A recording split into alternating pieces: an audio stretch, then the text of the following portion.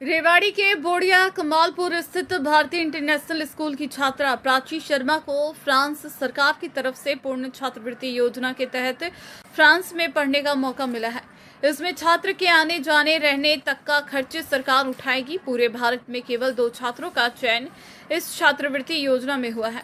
School के chairman पवन भारद्वाज ने बताया, यह छात्रा शुरू से ही पढ़ाई के प्रति गंभीर और लगन रखती थी और हम सरकार द्वारा आयोजित विभिन्न प्रतियोगिताओं की तैयारी करवाते रहते हैं। हमारे अनेक छात्र विभिन्न प्रतियोगिताओं में सफलता प्राप्त करके विभिन्न संस्थाओं में जैसे सैनिक school, Navodaya school, military school, sports school आदि में शिक्षा ग्रहण कर रहे हैं। भारतीय इंटरनेशनल स्कूल में हॉस्टल सुविधा के साथ साथ प्रतियोगी परीक्षाओं की निःशुल्क कोचिंग भी करवाई जाती है। यहाँ खेल एकेडमी भी है। छात्रा प्राची शर्मा ने अपने इस उपलब्धि का श्रेय भारतीय इंटरनेशनल स्कूल और अपने माता पिता को दिया है। इस अवसर पर पवन भारद्वाज ने छात्रा को सम्मानित किया है।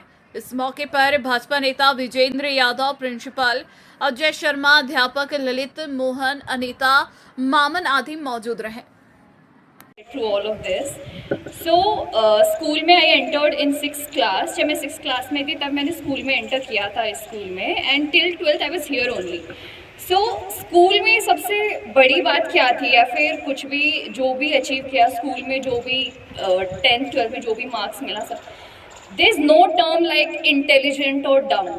कोई भी इंटेलिजेंट नहीं होता, डम नहीं होता। उसको टर्म सिर्फ इस चीज़ में दे देते कि कुछ लोगों की कैचिंग पावर अच्छी होती है तो उसको इंटेलिजेंट बोल दिया, कुछ लोगों की कैचिंग पावर थोड़ी सी कम होती है, लाइक उनको लेट थोड़ा सा समझ में आता है, तो फिर उन चीज़ों से फ़र्क नहीं पड़ता है। सबसे पहले the main thing you have to do is work on yourself. You have to work hard for everything. जो इंसान कोई भी कुछ भी अचीव करता है, it's not because they are intelligent, it's because they work hard. आपको कोई भी चीज़ अचीव करनी है, उसके लिए आपको अपना हार्ड वर्क कंटिन्यू रखना है।